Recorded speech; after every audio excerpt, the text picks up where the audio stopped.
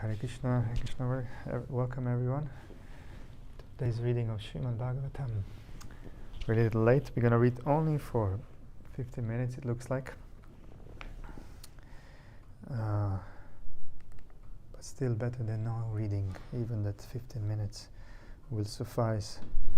We'll chant Mahima Stantra first,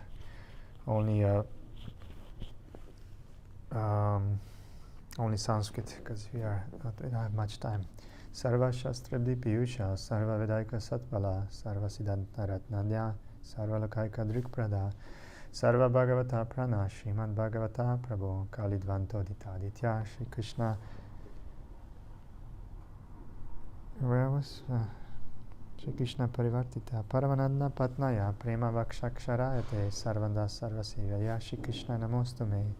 Madhika Bandho Matsangin Madguru Matmahadana Manishtaraka Madbhagya Madananda Namostute Asadu Sadhu Tadain Atini Chochataraka Hanamuncha Kadachinmam Prema Hrit Kantayospuram Om Namo Bhagavate Vasudevaya Om Namo Bhagavate Vasudevaya Om Namo Bhagavate Vasudevaya. So welcome to today's reading of Srimad Bhagavatam. We're at Canto 3, Chapter 27, Understanding Material Nature. Text 16. When, by mature understanding, one can realize his individuality, then the situation he accepts under false ego becomes manifest to him. Purport by A.C. Bhaktivedanta Srila Prabhupada. The Mayavadi philosopher's position is that at the ultimate issue, the individual is lost. Everything becomes one, and there is no distinction between the knower, the knowable, and knowledge. But by minute analysis, we can see that this is not. Individuality is never lost, even when one thinks. Three different principles, namely the knower, the knowable, and knowledge, are amalgamated or merged into one. The very concept that the three merge into one form of knowledge, and since the knowledge still exists, how can one say that the knower, knowledge, and knowable have become one? The soul who is perceiving this knowledge still remains an individual. Both in material existence and in spiritual existence, the individuality continues in the quality of the identity. In the material identity, the false ego acts. Because of false identification, one takes things different from what they are. That is the principle of conditioned life. Similarly, when the false ego is purified, one takes everything in the right perspective. That is the state of liberation. It is stated in the Ishopanishads that everything belongs to the Lord. Ishavasya idam sarvam. Everything exists on the energy of the Supreme Lord. This is also confirmed in Bhagavad Gita, because everything is produced of His energy and exists on His energy. The energy is not different from Him, but still. When one clearly understands one's constitutional position, everything becomes manifest. False egoistic acceptance of things conditions one, whereas acceptance of things as they are makes one live.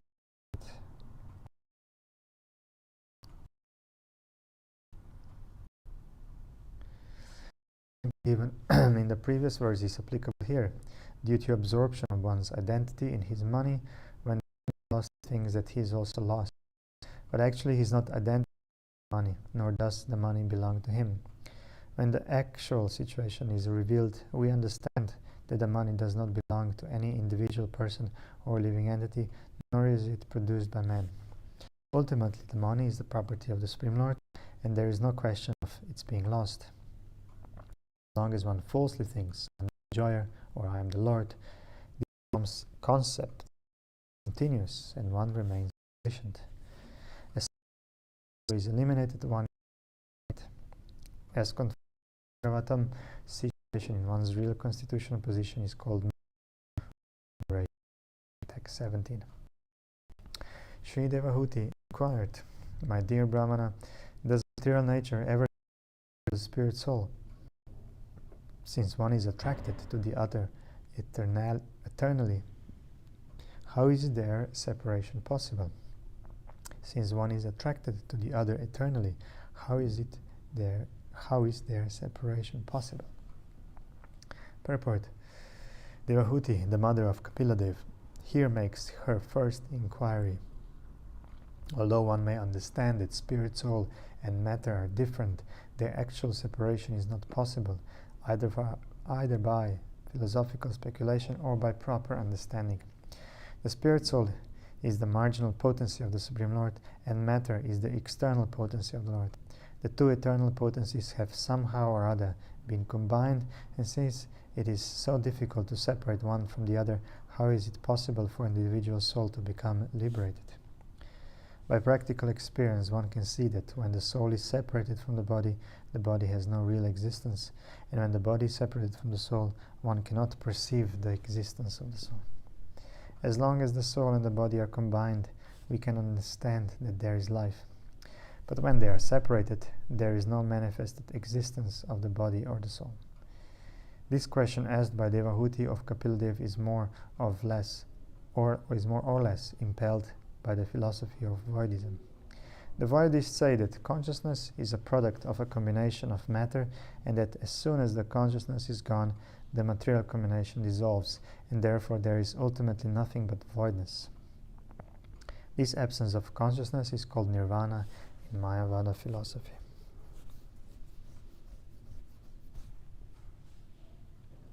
Text 18. As there is no separate existence of the earth and its aroma, or of water and its taste, there cannot be any separate existence of intelligence and consciousness. Purport. The example is given here that anything material has an aroma. The flower, the earth, everything has an aroma. If the aroma is separated from the matter cannot be identified. If there is no taste to water, the water has no meaning. If there is no heat in the fire has no meaning. Similarly, when there is want of intelligence. Spirit has no meaning. Text 19.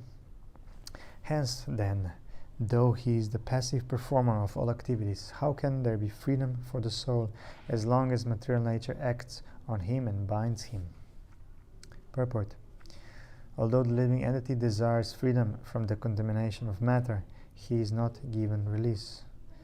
Actually, as soon as a living entity puts himself under the control of the modes of material nature, his acts are influenced by the qualities of material nature, and he becomes passive.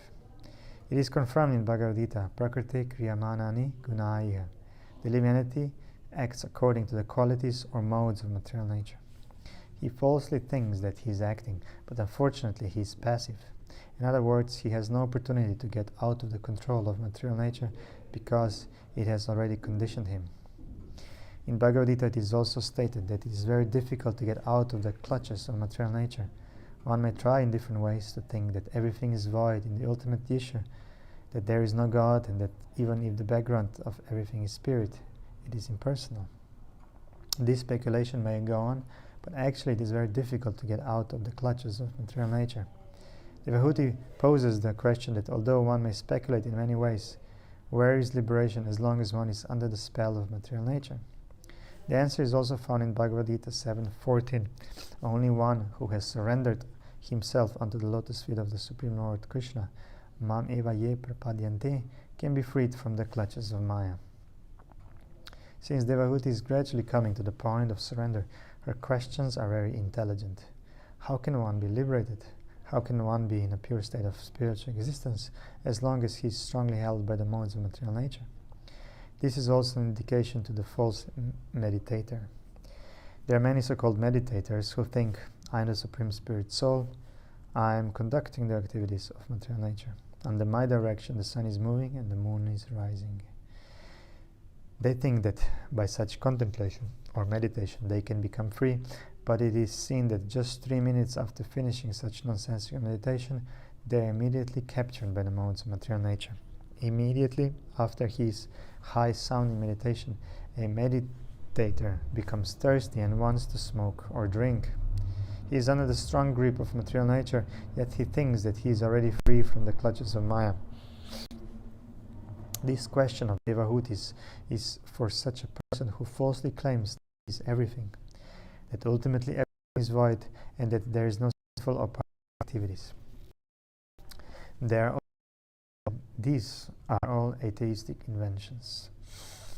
Actually, unto the Supreme Personality of Godhead, as instructed in Bhagavad Gita, there is no liberation or freedom such as of Maya.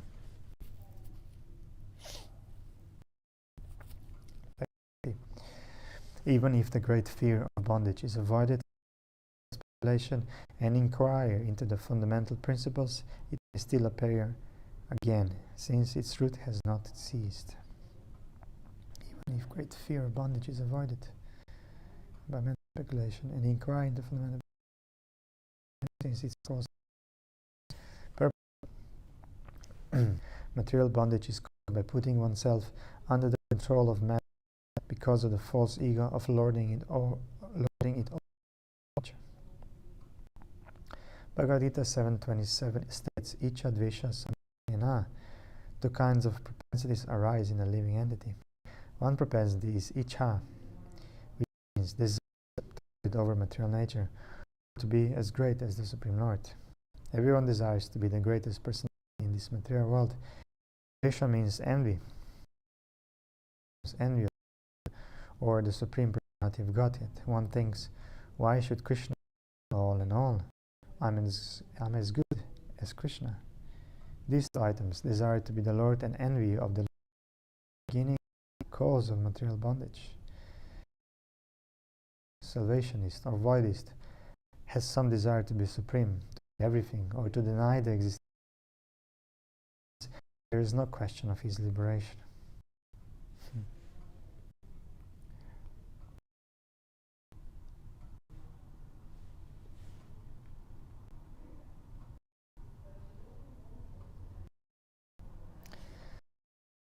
Very intelligently, one may theoretically analyze and say that by knowledge he has been, but actually as long as the exists, he is not free. Bhagavad Gita confirms that such speculative when he actually comes to his real consciousness and surrenders unto the Supreme Lord, then the fulfillment of his research in knowledge is actually achieved. There is a gulf of difference between theoretical freedom and actual freedom from material bondage. The Bhagavatam 10 says that if one gives up the auspicious path of the service and simply tries to know things by speculation, one wastes his valuable time. Klishanti ye kevala bodha labdaye. The result of such a labor of love is simply labor. There is no other result. The labor of speculation is ended only by exhaustion. The example is given that there is no benefit in husking the skin of an empty paddy. The rice is already gone. Similarly, simply by the speculative process, one cannot be freed from material bondage, for the cause still exists. One has to nullify the cause, and then the effect will be nullified. This is explained by the Supreme Personality of Godhead in the following verses. Text 21. The Supreme Personality of Godhead said, one can get liberation by seriously discharging devotional service unto me, and thereby hearing for a long time about me or from me. So the point here is, or the bold text in bold, the text in that should be underlined is, seriously discharging devotional service, one can get liberation, and hearing for a long time about me or from me. So about me is Bhagavatam, Srimad Bhagavatam, and from me is Bhagavad Gita. And from me is also Srimad Bhagavatam. By thus executing one's prescribed duties, there will be no reaction, and one will be freed from the contamination of matter.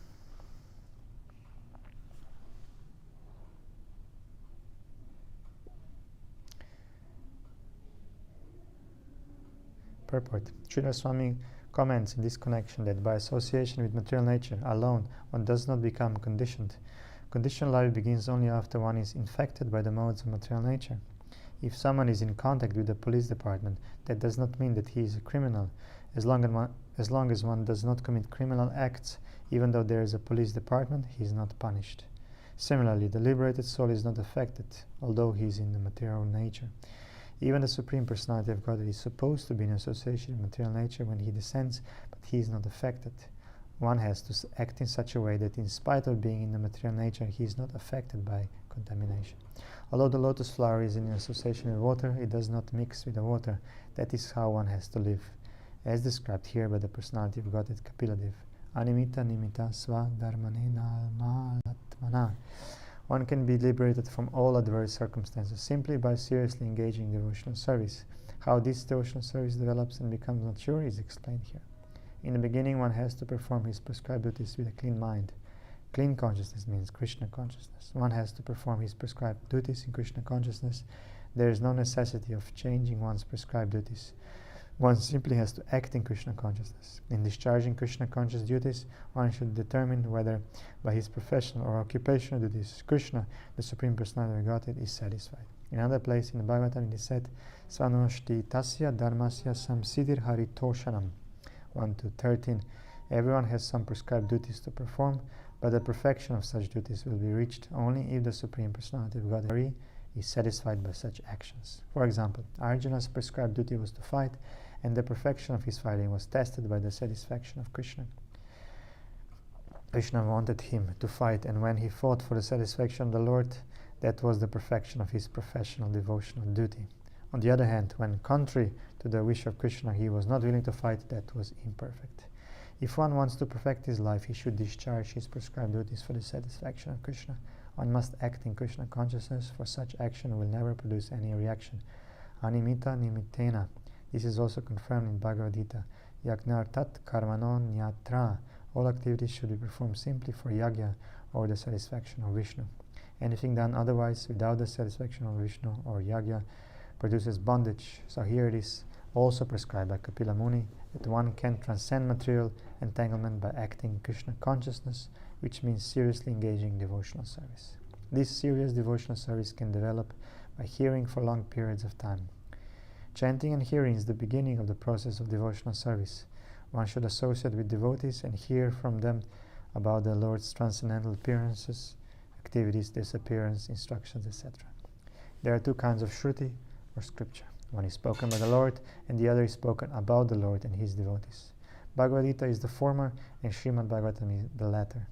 One must hear these scriptures repeatedly from reliable sources in order to become fixed in serious devotional service. Through engagement in such devotional service, one becomes freed from the condemnation of Maya. It is stated in the Srimad Bhagavatam that hearing about the Supreme Personality of Godhead cleanses the heart of all contamination caused by the influence of the three modes of material nature. By continuous regular hearing, the effects of the contamination of lust and greed to enjoy or lord it over material nature diminish, and when lust and greed diminish, one then becomes situated in the mode of goodness. This is the stage of Brahman realization or spiritual realization. In this way, one becomes fixed on the transcendental platform. Remaining fixed on the transcendental platform is liberation from material entanglement. So today's reading finishes here. And we continue tomorrow from verse 22 of chapter 27 of Srimad Bhagavatam, Canto 3. Srimad Bhagavatam ki jai, Srila Prabhupada ki jai. Thank you very much. Hare Krishna.